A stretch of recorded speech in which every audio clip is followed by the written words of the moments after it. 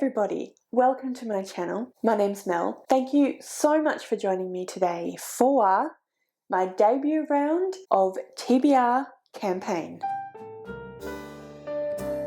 So this is the very first round of my new TBR game, which I am calling TBR Campaign. I just finished filming a video in which I outlined everything that you need to know about how the gameplay works, about how the rules work, and what all the prompts are. So if you want to know all of that information, then I will link that in the description below. But I'm basically going to give you a very quick rundown now anyway. So I have this game board, which I have inserted a photo of, so you should be looking at it right now. It's very simple. What I need to do is get from start to end throughout the game. I roll a d20 to move around the board, and I read as many books as I have to roll. So if I'm rolling high, maybe I don't have to read that many books. If I'm rolling low, I probably have to read quite a few books. As you can see, the different spots that I land on my way across the mountain have different symbols on them. Like I said, for a full description of what those symbols mean, then do go and check out that video. But whatever I land on, I have to do some kind of prompt or challenge in order to determine what book I'm going to read for the month. This is for November of 2022. This game is going to be my main TBR game for the foreseeable future. I may bring Roll of Reads back again. I don't know. I'm not retiring it because I don't like it anymore. I do really enjoy it still, but it was time for a change, so I've created this new game. As you can probably guess, it is based on Dungeons and Dragons. I do play a lot of D&D, and some elements of Roll of Reads was based on D&D, and I thought that it would be fun to make a game that was even more inspired by Dungeons and Dragons. So as you saw, you have to travel across the pathway that meanders around through a valley and up a mountain to the end. So that is what I'm going to do today. I'm going to play the first ever round of the game. So let's go now to the board and see what the first roll is. Okay, let's start. Roll number 1. 13. Okay. 1, 2, 3, 4, 5, 6, 7, 8, 9, 10, 11, 12, 13. A half elf. So as you just saw, my first roll, I rolled a 13, so I did move reasonably far along on my first roll, and I landed on a half elf. So because I landed on half elf, that means that I have to read a young adult or a middle grade. So I've decided that I'm going to finally read the third Frostheart book. I think it's The Rise of the World Eaters. I don't actually have a copy with me at the moment. I do own a copy, but I've lent it to someone, so I'll get that back off them at some point throughout November so that I can read the book. But yeah, my middle grade book that I have chosen for half elf is going to be Frostheart. So that was the first roll. Doing okay so far. Let's go and find out what roll number 2 was. Roll number 2 is a 6. 1, 2, 3, 4, 5, 6. A travel card. So as you just saw, roll number 2, I landed on a travel card, which means that I need to pick a card from this new lot of cards. There's quite a few here, so I can't really kind of show you them all, fanning them out, but I'm just going to pick one, this one here, right in the middle of this clump. So roll number 2, a travel card, and it is a TBR vet. Okay, a TBR vet. I will be back in a minute. I just need to go and find what I'm going to read. Okay, so I actually didn't really need to go anywhere, but anyway, because I chose a book that's in this room, and the book that I have gone with is The Island of the Mad by Lore R. King. This is the 15th book in this series. This is the Mary Russell series. In this book, well, I'm not going to tell you about this book, but in this series we follow our main character Mary Russell. And Mary Russell, when she was 15, I think, she moved from America to the UK She was a very lonely girl and she lived in the Sussex Downs, and one day she quite literally ran into the retired Sherlock Holmes. They started chatting and he saw her incredible intelligence and her incredible observation skills and took her on as sort of an apprentice, and it's kind of gone from there. So this is a mystery series. I'm not sure what exactly the mystery is about. Missing woman, a myth of a haunted madhouse, and it's set in Venice in Italy. So yeah, I'm really, really excited about this one. I have been reading this series for like 15 years or something, but I have not actually finished it, even though this book was published in... oh, it was 2018, so I don't actually feel that bad about that one. But yeah, I'm really excited to read this. I love this series. I love Mary Russell as a character. I absolutely love L'Oreal King's writing style. So yeah, I'm really happy that that prompt came up and I was able to get this one on the TBR. Alright, so let's go now and check out the next roll. Roll number 3 is another 6. Okay. 1, 2, 3, 4, 5, 6. Alright, so dice, which we roll for class. So as you just saw, I landed on the dice symbol, and that's actually for a character class. There are too many for me to put images of them like I did with races. So I've gone for the dice, and that means that I have to roll a d10. Whatever number I get corresponds to a character class, and I therefore have to do whatever the prompt is for that. So I'm going to roll this d10. I don't have one of those really nice dice rolling things that people have with the velvet on the bottom, so I've grabbed a baking tray with a tea towel on it. But anyway, let's roll the d10. And it's a 3. Don't know if you can see that there. It's a 3. Alright. So, let me just check over here what a 3 is. A cleric featuring religion or mythology. Okay. I don't think I said at the beginning of the video that I do have a few books that I need to read for book clubs and different things like that, which is what I was just checking, and I'm going to go through what those are at the end if I don't manage to fit them in to the TBR. But I think I know what I'm going to pick for this one, but I have to go and grab it, so I'll be right back. Okay, so I have chosen Daughter of the Moon Goddess by Su Lin Tan. This is technically on my October TBR, but it is the 18th of October today, and I still have 2 books that I'm halfway through and 3 books that I need to read because of buddy reads and different things like that. So I really don't think I'm going to get to this one. So instead I'm going to put it on my November TBR. It is about a young woman who called Xingyin, raised on the moon. So she is the daughter of the moon goddess, but she doesn't know that. And her mother and her were exiled for stealing the elixir of immortality. But then they get found out and she has to go on an epic adventure. So it is inspired by the legend of Chang'e, the moon goddess, which is a Chinese mythology about the moon goddess. So yeah, it's based on mythology.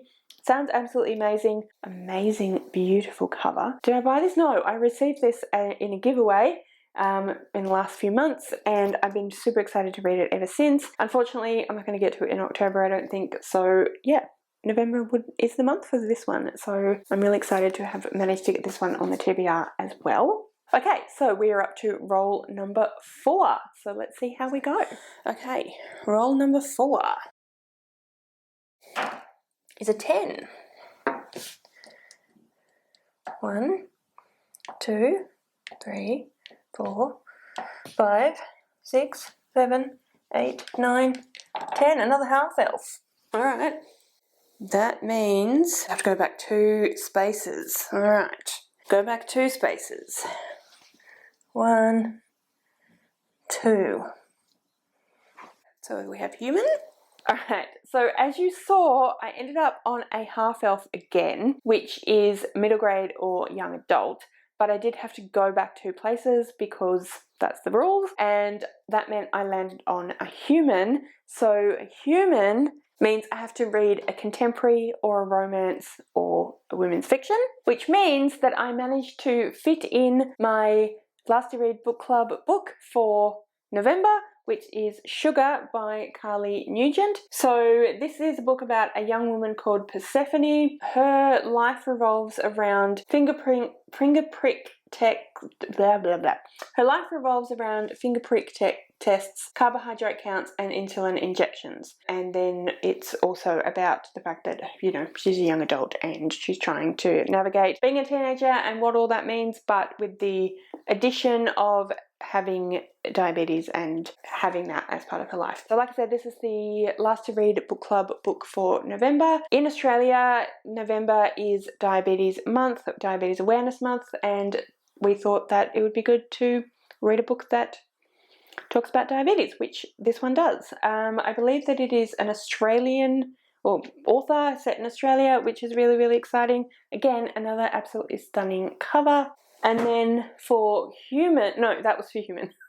And then for half elf, I should have done this the other way around. For half elf for young adult, I'm going to choose The Disappearance of Ember Crow by Amberlynn Quay-Molina. This is the second book in the Tribe trilogy. If you've been around for a while, you will have seen this on multiple TBRs. I have put this on so many TBRs and not read it. I don't know why. I just keep not reaching for it and it doesn't get read. But I'm really, really, really wanting to read it. I really enjoyed The Interrogation of a Charlotte Wolf, which is the first one in the trilogy, and I've been excited to read this one ever since. So Amberlynn Quay-Molina is an Australian Aboriginal author, which is super exciting. And this is about Ember Crow, and it says, Ember Crow is missing. To find her friend, a Charlotte Wolf must control her increasingly erratic and dangerous sleepwalking ability and leave the first wood. But Ashala doesn't realise that Ember is harbouring terrible secrets and is trying to shield the tribe and all illegals from a devastating new threat, her own past. So this is a dystopian novel. It is young adult. It is set in I think potentially like a future dystopian Australia, and it is about a bunch of people who have kind of paranormal type powers, and they are exiled and they end up joining together and becoming a tribe. And yeah, really enjoyed the first one, like I said, so I'm excited to read the second one, and I'm hoping I'll finally get to it in November. Alright, let's go and see what happens with this roll. Roll number 5. 19. Right, let's see how far that gets us. 1, 2, 3, 4. Oh, I'm going the wrong way. Where was that human? 1, 2, 3, 4, 5, 6, 7, 8, 9, 10. Land on end. So I rolled 19. And I didn't take 19 to get to the end, but I got to the end. So the end is an extra book as well, and I can choose whatever I want, but I have to choose it now. So I've decided to take the opportunity to add my read-along read that I am doing with Cara from Wild Book Garden and Bethany from Beautifully Bookish Bethany, and that is Winterkeep. This is the 4th book in the Graceling series by Kristen Cashore. This is a reasonably recently published book. I think it was published in 2020, I think, or 2021, I'm not sure. 2021. And it is a continuation of a young adult fantasy series. I believe it's young adult, or perhaps it's new adult. I'm not really sure. I feel like it could be young adult or it could be new adult.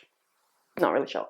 But anyway, either way, Kristen Cashore wrote the first 3 books in the series quite some time ago, and then she's recently started writing more books in the series. So this is the 4th book, like I said. Winterkeep, I don't know very much about it. I know that it is the 4th book, like I said, again.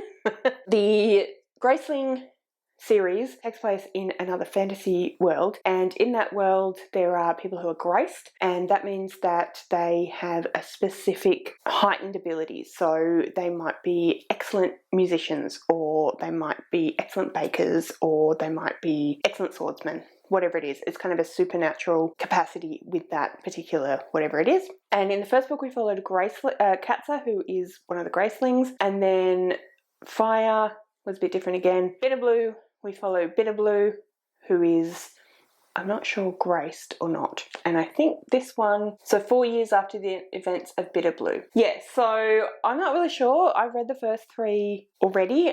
This month in October, we're reading Bitterblue for the read-along, and it'll be my reread of Bitterblue, but then this is new to me. So I'm excited to read it. I'm excited to see what she's added to it. And yeah, this is my book for end and for free choice. I do have another book that I didn't manage to get on the TBR, which I'm supposed to be buddy reading with Sierra from Sierra the Book Addict, and that is Emily Station 11 by Emily St. John Mandel. So this is a book about, or after, a pandemic, essentially. I believe that it is a kind of dystopian science fiction. I don't know a huge amount about it. I've heard really good things about it, that it's a really good book, and I'm super excited to read it. And yeah, I'm supposed to be buddy reading it with Sierra. I haven't actually double checked that with her, but I'm sure that's still the plan. It's quite a short book, so I think I should be able to manage to get to it as well. Those are all the books that I will be reading in November. I am very happy that I managed to get the Graceling read-along book and the Last to Read Book Club book on the TBR as well. But yeah, that is the new TBR game, and that is my November TBR. As this is the first one, you will have noticed that I didn't have any rewards or punishments. Join me next month in December to see how I went with this month's TBR. If I finished all the books on my TBR, then I will get a reward. I'll be able to spin the reward wheel and you'll get to see that. Or if I don't finish the TBR, I have to spin the punishment wheel. So you'll get to see me receiving either a reward or a punishment and seeing how that works. Please comment below what you thought of the game. Did you enjoy it? Are you excited to see more? Have you read any of the books that I ended up choosing? What did you think of them? Do you have a TBR game yourself? Please comment and let me know that as well. What books are you excited to read in November? All of those things, please comment below, or if you have anything else you'd like to share with me, comment that below as well. If you would like to leave me a comment but you don't know what, then leave me an elf emoji. I would say half elf because I landed on half elf twice, but I don't think there are half elf emojis, so leave me an elf emoji. All of my social media details are listed in the description below, so if you'd like to go and follow me on any of those other platforms, please feel free to do so. Thank you so much for watching. I really hope you enjoyed this video. If you did, I would absolutely love it if you would subscribe to my channel and give this video a thumbs up. And yeah, like I said, thank you so much for watching. I really hope you enjoyed this video, and I will see you next time.